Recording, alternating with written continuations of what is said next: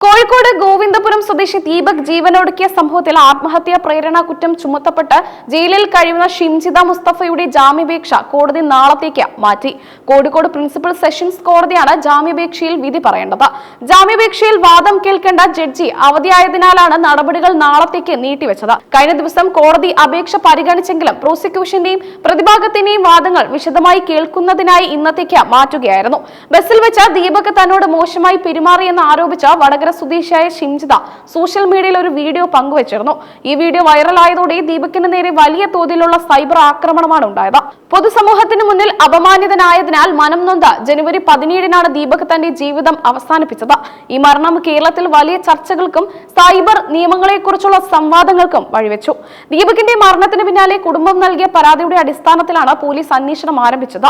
ഷിംജിതയുടെ വീഡിയോയും അതിനെ തുടർന്നുണ്ടായ സൈബർ ബുള്ളിങ്ങുമാണ് ദീപകിന്റെ മരണത്തിന് കാരണമെന്ന് കുടുംബം ആരോപിക്കുന്നുണ്ട്.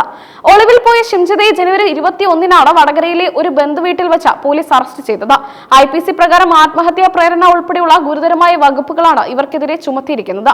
അറസ്റ്റിന് ശേഷം ഷിംജിതയെ കുന്നമംഗലം 1-ാം ക്ലാസ് മജിസ്ട്രേറ്റ് കോടതിയിൽ ഹാജരാക്കി. കോടതി ഇവരെ 14 ദിവസത്തേക്ക് റിമാൻഡ് ചെയ്ത് ജയിലിലേക്ക് അയക്കുകയായിരുന്നു. നിലവിൽ ഇവർ ജുഡീഷ്യൽ കസ്റ്റഡിയിലാണ്. അറസ്റ്റ് സമയത്ത് മാധ്യമങ്ങളോട് പ്രതികരിച്ച ഷിംജിത താൻ ഉന്നയിച്ച ആരോപണങ്ങളിൽ ഉറച്ചു നിൽക്കുന്നതായാണ് പറഞ്ഞത്. വെറുതെ ഒന്നും പറയില്ലല്ലോ എന്നായിരുന്നു തന്റെ ഭാഗം ന്യായീകരിച്ചുകൊണ്ട് അവർ പ്രതികരിച്ചത്.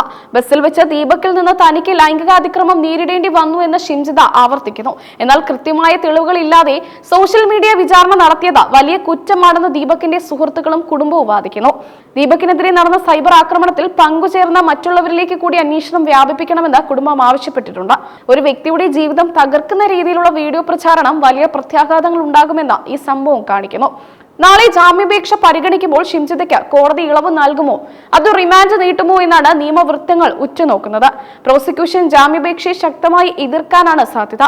സോഷ്യൽ മീഡിയ ദുരുപയോഗം ചെയ്യുന്നതിനെതിരെയും സ്ത്രീ സുരക്ഷാ നിയമങ്ങൾ ആയുധമാക്കുന്നതിനെതിരെയും ഈ കേസുമായി ബന്ധപ്പെട്ട വലിയ പ്രതിഷേധങ്ങൾ ഉയരുന്നുണ്ട്. ദീപകിന് നീതി വേണമെന്നാവശ്യപ്പെട്ട് സോഷ്യൽ മീഡിയയിൽ ക്യാമ്പയിനുകളും നടക്കുന്നുണ്ട്. പോലീസ് അന്വേഷണ റിപ്പോർട്ട് കോടതിയിൽ സമർപ്പിച്ചിട്ടുണ്ട്. ദീപകിന്റെ ആത്മഹത്യയും ഷിംജിതയുടെ വീഡിയോയും തമ്മിലുള്ള ബന്ധം തെളിയിക്കുന്ന ഡിജിറ്റൽ തെളിവുകൾ പോലീസ് ശേഖരിച്ചതായാണ് വിവരം. ഈ കേസ് സൈബർ നിയമങ്ങളുടെ വ്യാപ്തിയും ഉത്തരവാദിത്വവും സംബന്ധിച്ച പുതിയ നിയമ പോരാട്ടങ്ങൾക്ക് കാരണമായേക്കാം. ജാമ്യം ലഭിച്ചാൽ അത് കേസിലെ തുടർ നടപടികളെ എങ്ങനെ ബാധിക്കുമെന്നതും നിർണായകമാണ്. അന്വേഷണത്തിന്റെ ഈ ഘട്ടത്തിൽ ഷിംജിതയ്ക്ക് ജാമ്യം നൽകുന്നത് സാക്ഷികളെ സ്വാധീനിക്കാൻ ഇടയാക്കുമെന്ന് ദീപകിന്റെ അഭിഭാഷകർ വാദിക്കുന്നു. നാളത്തെ കോടതി വിധി ഈ കേസിൽ വളരെ നിർണായകമായിരിക്കും.